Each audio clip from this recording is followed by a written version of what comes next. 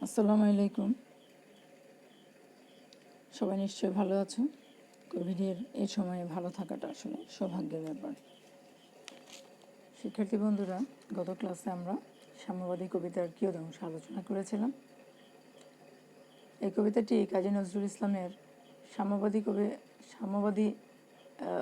কবিতাটি নজরুল রচনাবলীর প্রথম খণ্ড থেকে সংকলন করা হয়েছে।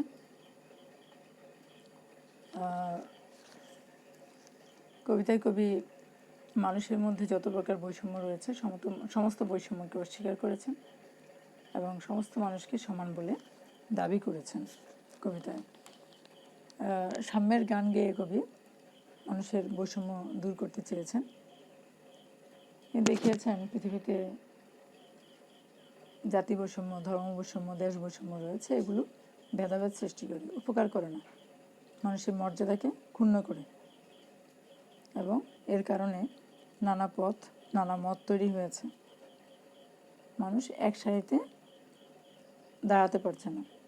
তিনি বলছেন যে সবাইকে অভেদ কল্পনা করে তিনি বিভেদের দেয়াল মুছে একটি সুখী, সমৃদ্ধ, আদর্শ সমাজই গড়ার লক্ষ্যে সাম্যবাদী কবিতাটি রচনা করেছেন। তিনি দেখিয়েছেন পৃথিবীতে নানা রকম এই যে ধর্মাবলম্বীদের কথা বলেছেন, নানা বস্তুবাদী দার্শনিকদের কথা বলেছেন। অনেক কিছুই থাকবে, কিন্তু মানুষকে মানুষ হিসেবেই কল্পনা করতে হবে, কারণ মানুষ হলো গিয়ে সৃষ্টির শ্রেষ্ঠ জীব। তিনি বলেছেন ধর্মগ্রন্থের মূল মন্ত্র যে মানবতাবোধ, সেটা কি করতে হবে? আত্মস্থ করতে হবে। মূল কথাই হবে হলো মানবতাবোধ, মনুষ্যত্ববোধ। তিনি বলছেন যদি আত্মস্থ করতে না পারে তাহলে সমস্ত জ্ঞান বৃথা, পণ্ডশ্রম। সঞ্চিত জ্ঞানের সন্ধান না পেলেই ধর্মপাঠ পণ্ডশ্রম হয় বলে তিনি মনে করেন। কারণ শিক্ষার মূল উদ্দেশ্য কি? শিক্ষার মূল উদ্দেশ্য হলো কি সমদৃষ্টি। ধর্মশিক্ষা কি দেয়? আমাদের মানবতাবোধ শিখায়, নৈতিক শিক্ষা দিয়ে থাকে, তাই না? কারণ পৃথিবীতে এত ধর্ম আছে, এত গোত্র আছে, এত জাতি আছে, সবার কিন্তু আবার আলাদা আলাদা ধর্মগ্রন্থও আছে। বলছে ধর্মগ্রন্থ পড়ে মানুষ কি করছে? নিজেকে অহংকারী ভাবছে। অনেকে, সবাই নয়, অহংকারী ভাবছে। বলছে সেটা তো ধর্মগ্রন্থের বৈশিষ্ট্য নয়, সেটা পুঁথির বৈশিষ্ট্য নয়। পুঁথি পড়বে, মানুষ জ্ঞান অর্জন করবে, নিজেকে স্বাতন্ত্র্য ভাববে নয়, নিজেকে মানুষ মনে করবে। ধর্মের মূল শুরু হলো গিয়ে মনুষ্যত্ববোধ। মানুষের অন্তরে যদি এই বোধ স্থায়ী আসন গাড়তে না পারে, তাই না, কবি মনে করেন, তাহলে যে কোনো বই পুস্তক পড়া, বিশেষ করে ধর্মগ্রন্থ পাঠ পণ্ডশ্রম বলে কবির কাছে মনে হয়েছে। কবি একটা উদাহরণ দিয়েছেন। উদাহরণ দ্বারা বুঝিয়েছেন যে ফুল পথের ধারে ফুটে, অর্থাৎ যার স্থান হৃদয়ে, বলছেন তাকে কিনতে দোকানে গিয়ে দর কষাকষি করা অর্থহীন। অর্থাৎ তা খুঁজতে তীর্থে যাওয়া, পুণ্য অর্জনের উদ্দেশ্যে বা শাস্ত্র কিতাব ঘাটা, তাই না, সেটা কবির কাছে অর্থহীন মনে হয়েছে। তিনি বলতে চেয়েছেন মহাসত্যের স্থান কোথায়? মানব হৃদয়ে। এটা মানব হৃদয়ে আছে। মহাসত্যটা কি? মনুষ্যত্ব। গতদিন তোমাদের বলেছিলাম যে স্রষ্টা আমাদেরকে পৃথিবীতে পাঠিয়েছেন সৃষ্টির কল্যাণ করার জন্য, সৃষ্টির সেবা করার জন্য। কাজেই সৃষ্টির সেবা ছাড়া স্রষ্টাকে পাওয়া অত সোজা না। তিনি বলেছেন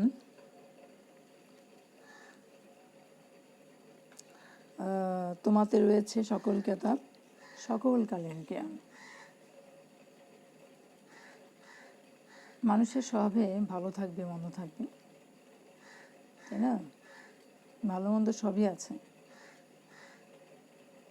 তো মানুষ ধর্মকর্ম পালন করবে, নিজেকে সেটা ধর্মকর্ম পালন করতে গিয়ে ধর্মীয় পুস্তকগুলো মানুষ কী করবে, হৃদয় দিয়ে অনুভব করবে।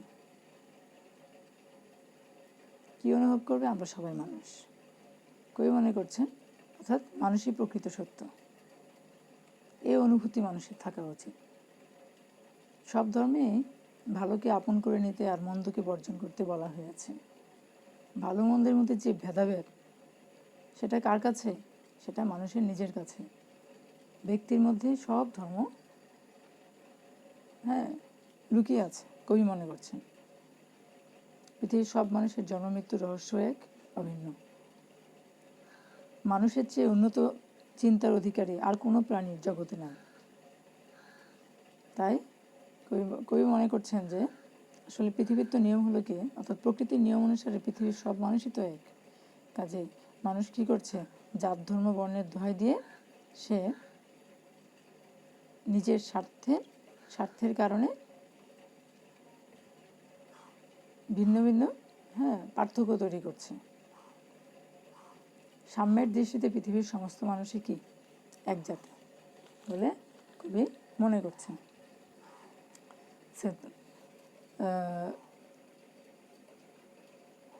তোমাতে রয়েছে সকল কেতাব, সকল কালের জ্ঞান।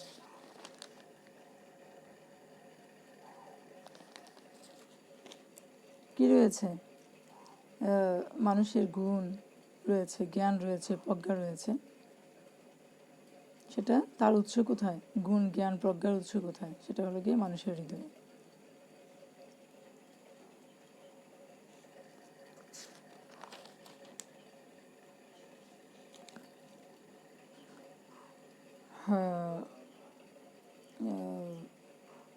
তিনি বলছেন জগতে মানুষকে সচেতন করার জন্য তিনি বলছেন যে খুলে দেখো সকল শাস্ত্র খুঁজে পাবে সখা, খুলে দেখো নিজ প্রাণ। মনুষ্য ধর্ম কোথায় পাওয়া যাবে? মানুষের হৃদয়ে পাওয়া যাবে। মনুষ্য ধর্মকে জাগাতেই কবি অচেতন মানুষকে সচেতন করতে এই প্রসঙ্গটি অবতারণা করেছেন। তোমাতে রয়েছে সকল ধর্ম, সকল যুগাবতার। মানুষের কাছে শাস্ত্রের সার নিহিত, ধর্মের উৎসস্থল কবি বলতে চেয়েছেন। তোমার হৃদয় বিশ্ব দেউল, সকলের অবতার, সকল দেবতার। মানুষের হৃদয়েই আত্মারূপে কি বিরাজ করে? আত্মারূপে পরমাত্মা বিরাজ করে। কবি মানব হৃদয়ের যে অনেক সক্ষমতা রয়েছে, সেই সক্ষমতার প্রতি, ঐশ্বর্যের প্রতি কবি আস্থাশীল। তিনি মনে করছেন পৃথিবীর সকল গ্রন্থের যে পুঞ্জীবিত জ্ঞান, সেটা কোত্থেকে উৎসাহিত হয়েছে? মানব হৃদয়ে হতেই উৎসাহিত হয়েছে। মানুষের হৃদয়ে কি আছে? ভালো মন্দ, পাপ পুণ্য সব কিছু অবস্থান করছে। আমরা বলি বিবেকের কাঠগড়ায়। বিবেকের কাঠগড়ায় দাঁড়িয়ে আমরা মিথ্যে কথা বলতে পারি না। মানুষের হৃদয়কেই সকল দেবতার উপাসনালয় বলেছেন কবি।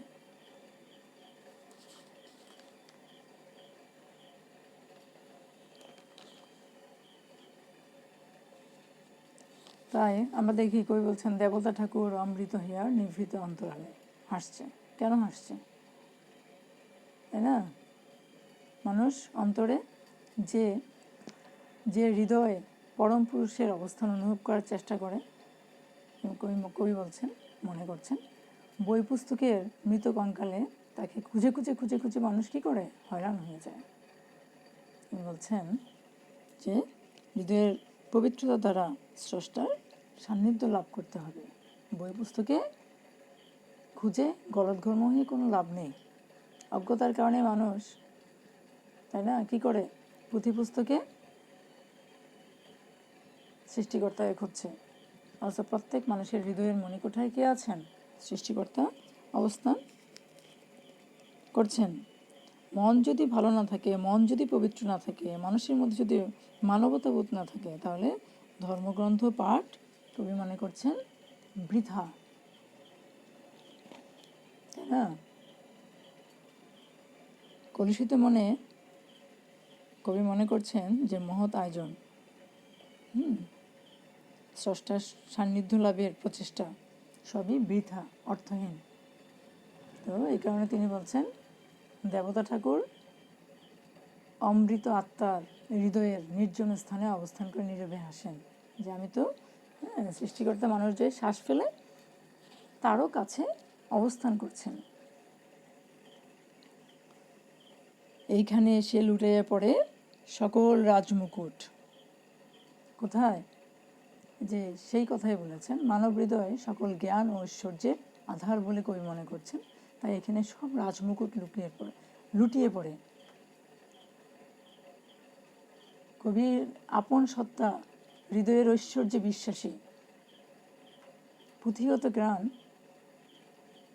আবার স্মরণ করিয়ে দিচ্ছেন যে মানুষের হৃদয় হতেই উৎসাহিত, সেখানে আপন পরের কোনো ভেদাভেদ নেই। কবি বলছেন এখানে এসে সকল রাজমুকুট লুকিয়ে পড়েছে, তাই না? কোথায় রাজমুকুটটা কাকে বলেছেন? মানুষের হৃদয়কে বলেছেন। কবি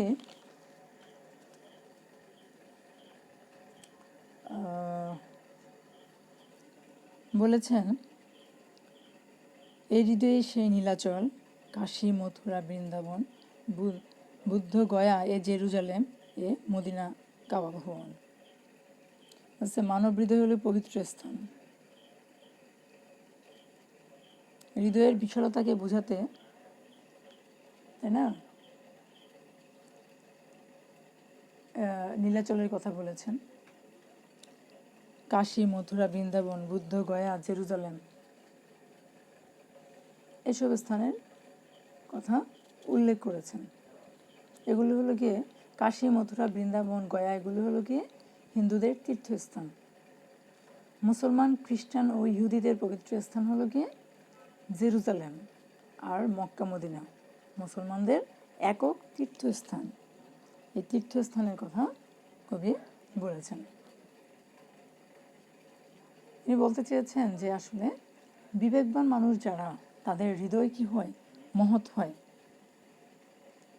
মহৎ হৃদয়ের অধিকারী মানুষেরা অন্য মানুষের জন্য, অর্থাৎ মানুষকে ভালোবাসার কাঙ্গাল হয়, নিজের অন্তরকে উন্মুক্ত করে রাখে, হৃদয়ের জোরে তারা বিশ্বজয়ী হন। এরূপ হৃদয় তো কবি মনে করছেন যে সত্যিকারের কি তীর্থক্ষেত্র, এর জন্য তীর্থে যাওয়ার প্রয়োজন নেই, হৃদয়ই যথেষ্ট। মানুষের হৃদয়ের চেয়ে শ্রেষ্ঠ, সত্য, সুন্দর আর কিছুই নেই বলে কবি মনে করছেন।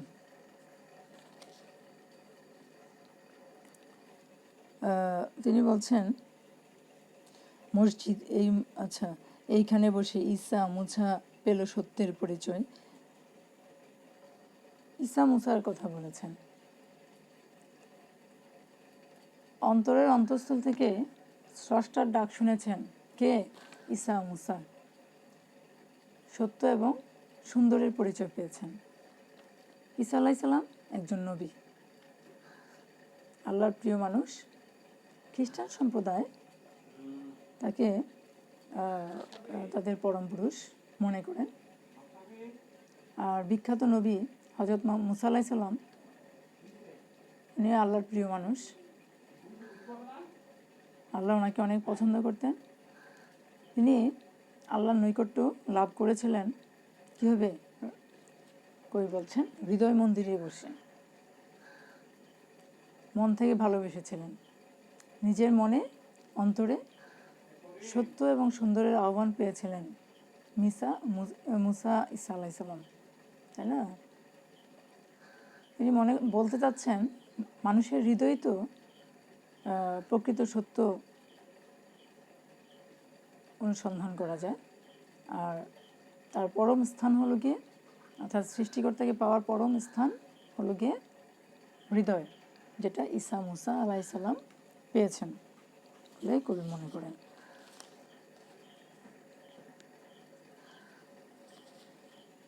এই মাঠে হলো মেষের রাখাল, নবীরা ক্ষুধার তার আগে আরেকটা লাইন বলেছেন, এ রণভূমে বাঁশির কিশোর গাহিলেন মহাগীত। তিনি বাঁশির কিশোরের কথা বলেছেন। আসলে যুগে যুগে যারা পৃথিবীতে অবতার হয়ে এসছেন, শ্রেষ্ঠ মানুষরা এসছেন, তারা আসলে সত্যের কথা বলেছেন, কর্তব্যের কথা বলেছেন।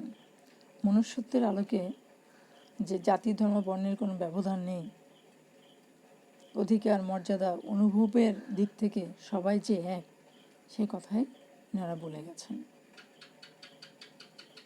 বাঁশির কিশোর বলেছেন শ্রীকৃষ্ণকে, তার মুখ নিঃসৃত যেই বাণীগুলো, সেগুলোই শ্রীমদ্ ভগবদ গীতা বলে কবি মনে করছেন। না, হিন্দু, হ্যাঁ, শ্রীমদ্ ভগবদ গীতা, মহাগীতা, যেটা হিন্দু ধর্মের হিন্দু সম্প্রদায়ের পবিত্র ধর্মগ্রন্থ। এই মাঠে হলো মেষের রাখাল, নবীরা ক্ষুধার্মিতা। একই কথা, সত্য চেতনা জীবন, সত্যকে হৃদয়ে ধারণ করতে নবীরা আল্লাহর সত্যপথ অবলম্বন করেছেন।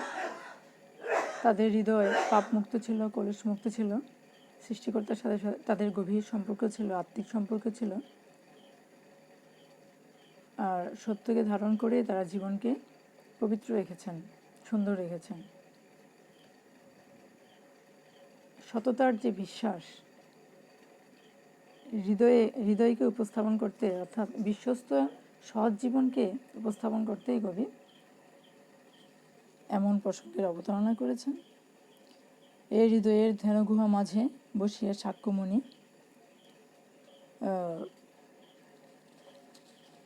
তিনি সাক্ষ্যমণি বলেছেন সাক্ষ্যমণি বলেছেন গৌতম বুদ্ধের কথা বলেছেন। এখানে তেজেল রাজ্য মহামানবের বেদনার ডাক শুনি। সাক্ষ্য সিংহকে সাক্ষ্যমণি বলা হয়, যাকে আমরা গৌতম বুদ্ধ বলি। শাক্য বংশের যুবরাজ ছিলেন। রাজপ্রাসাদের 4 দেয়ালের ঐশ্বর্য ত্যাগ করে তার ঐশ্বর্য ছিল। তিনি অসহায় মানুষের আর্তনাদে সারাইতে সব ত্যাগ করে মানুষের মুক্তির লক্ষ্যে এক কাপড়ে রাজপথে নেমে এসছেন, বনজঙ্গলে নেমে এসছেন। হ্যাঁ, কিসের জন্য? মানুষের মুক্তির জন্য, সত্যের অনুসন্ধানে।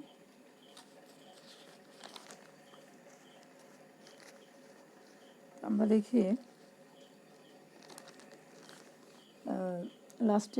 লাস্টের এই কন্দরে আরব বধুলাল শুনিতেন আহ্বান, এইখানে বসে গাইলেন তিনি কোরআনের সামগান। কন্দরে মানে গুহার কথা বলা হয়েছে। রসুল সাল্লাল্লাহু আলাইহি সাল্লাম হেরা পর্বতের গুহায় বসে গভীর ধ্যানে মগ্ন ছিলেন। সেখানেও তিনি মানুষের জন্য, এখানে স্রষ্টার ধ্যান করেছেন, মানুষের জন্য তিনি মানুষের মুক্তির জন্য স্রষ্টার কাছে আরাধনা করেছেন। কোরআনের সামগান, সাম্যের বাণী, সাম্যের বাণী, তিনি কোরআনেও তো সাম্যের কথাই বলেছে, মানুষকে ভালোবাসার কথা বলেছে, মানব মুক্তির কথাই বলেছে। কোরআনেও, পবিত্র কোরআনেও মনুষ্যত্ববোধের কথা বলা হয়েছে। এই কবিতার মূল সুর আসলে কি? সাম্যবাদ ও মানবতাবোধ, উদারনৈতিক অসাম্প্রদায়িক মনোভাবের প্রকাশ পেয়েছে কবিতায় কবি আসলে অন্তর্ধর্মে জোর দিয়েছেন। ধর্মগ্রন্থ পড়ে যে জ্ঞান আহরণ করে তাকে উপলব্ধি করতে প্রয়োজন মানবতাবোধ। তিনি বলতে চেয়েছেন যে এই যে হেরা পর্বতের গুহার কথা বলেছেন, সেটা অত্যন্ত গোপন স্থান। সেখানে তারপর বলেছেন ঈসা মুসা আলাইহিস সালামের কথা বলেছেন, বাঁশির কিশোরের কথা বলেছেন, তারপরে সাক্ষ্যমণির কথা বলেছেন যে সবাই গোপনে স্রষ্টার ধ্যান করেছেন। জীবনকে পবিত্র করা সম্ভব কেবলমাত্র আত্মার উদ্বোধন দ্বারা। এই যে মানবতাবোধ, এই বোধ যদি মানুষের মাঝে না থাকে, তাহলে মানুষ কী হবে? সাম্প্রদায়িকতার চোরাবালিতে ডুবে যাবে। হৃদয় দিয়ে উপলব্ধি করতে হবে। মানুষের সবচেয়ে বড় পরিচয় মানুষ। হৃদয়ে এই সত্যকে ধারণ করতে হবে, মানবতাবোধকে ধারণ করতে হবে। আর যদি ধারণ করা সম্ভব হয়, কবি বলছেন, তাহলে মসজিদ মন্দিরের মতোই পবিত্র হবে মানুষের হৃদয়। কবিতায় মানুষের হৃদয় মহার্ঘের চিত্র এই কবি চিত্রিত করেছেন। কবিতায় কবি সকল যুগাবতার ও তীর্থের অবস্থানের কথা বলেছেন। তিনি আসলে প্রচলিত ধর্মচিন্তার অনুগামী ছিলেন না।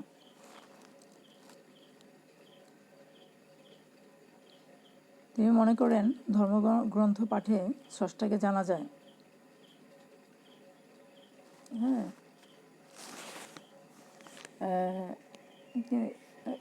অর্থাৎ ধর্মগ্রন্থ পাঠে যে স্রষ্টাকে জানা যায় আমরা মনে করি, তিনিও মনে করতেন, কিন্তু তিনি সেই মতকে এখানে গুরুত্ব দেননি, বরং অন্তর দিয়ে প্রকৃত ধর্ম যে উপলব্ধি করা যায় সেটাই তিনি এখানে কবিতায় বলেছেন।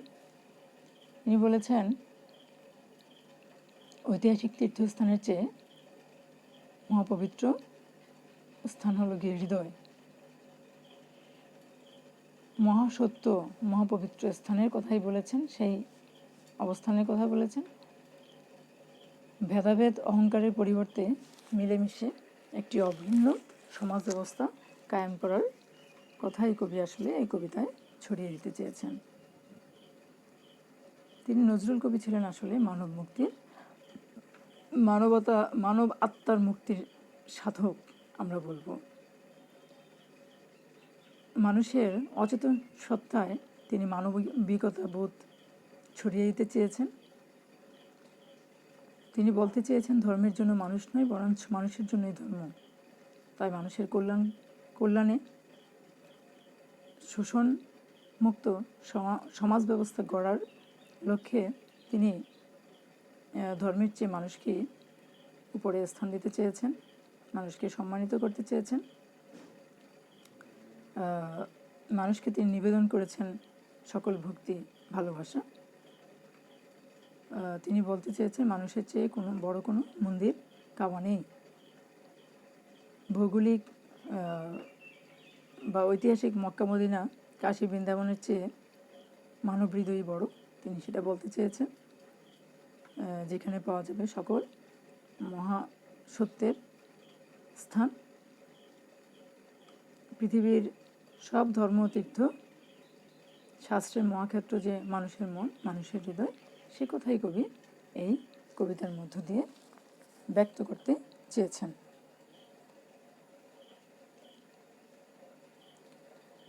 আমরা এ পর্যায়ে অনেক ধর্মীয় উপাসনালয় আমরা দেখছি, তার চেয়ে কবি বড় করে মানুষের হৃদয়কে দেখিয়েছেন। বাড়ির কাজ কবিতাটি খুব ভালোভাবে পড়বে। কবিতাটির মূল সুর আত্মস্থ করার চেষ্টা করবে, শব্দার্থগুলি পড়বে, পাঠ পরিচিতি পড়বে, আর আমার লেকচার শুনবে। আশা করি প্রকৃত কবিতার সারমর্ম অনুধাবন করার চেষ্টা করতে পারবে। তোমাদের একটা বাড়ির কাজ দিলাম, বাড়ির কাজটি করবে, শেয়ার করে করবে। কোথাও আটকে গেলে আগামী ক্লাসে আমরা আলোচনা করতে পারবো।